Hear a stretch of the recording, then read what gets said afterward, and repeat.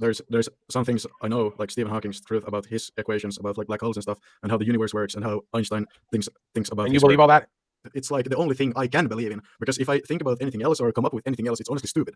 Okay, so can you explain them to me or to someone who couldn't understand it or doesn't understand it from the way they put it forth? Depends on what your question is. Like, do you believe in the universe or the civilization, or do you believe in how you have come like here? Like, are you just like a made up? Yeah, I don't have a need for belief, seemingly, because belief is like a choice, and the more you know, the less you believe. So I know that I'm here now, wherever that is. I know that I'm conscious and aware. I seem to know that. Right? Yeah. And I know that I have an ability to choose and influence an outcome. What else would I need to believe or choose or know beyond that simplistic understanding of self? You don't have to believe in anything, but I personally believe in Hawking's and Einstein's theories, how the universe works. But you have no reason to, is what I'm saying. Yes, I have a reason, because I want to know how the universe works. Yeah, you want to know, but that's not a reason to believe what someone else has put forth. Yes, because it sounds like a really smart idea, because I believe it sounds like it does not equate to is.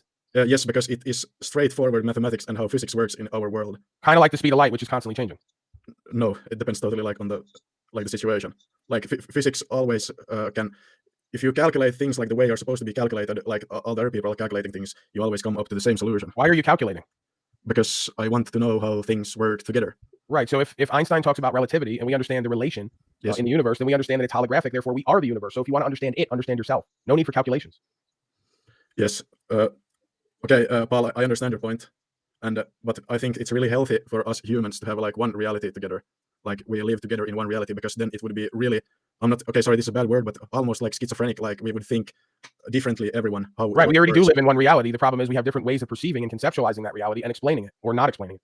So that's already here. It's already happening. Just because folks can't conceive of it or perceive of it does not mean it fails to exist. So there's always an unknown influenced element that somehow is influenced by our consciousness. So no matter how much of your equations you stack up, you're never going to be able to overwrite or outthink the aspect itself that's already ahead producing a result. Okay, makes sense, Paul, what you're saying. But do you know anything about how you calculate physics? Like, I don't need to know how to calculate it. I just need to understand it as it relates to consciousness and awareness in a holographic universe.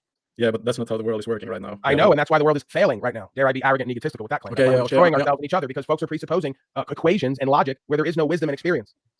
Okay, so you would say if someone comes up with a new car, for example, like without any knowledge how anything works, it could perhaps like explode when he drives the first kilometer or the first mile with the car. And that would happen like a lot more often if nobody followed any rules whatsoever. You presume that the origin of all of these technologies wasn't a bunch of failures that caused catastrophic damage.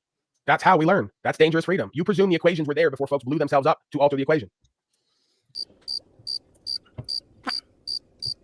Yeah, your points actually like would make sense if I would choose to not believe in anything.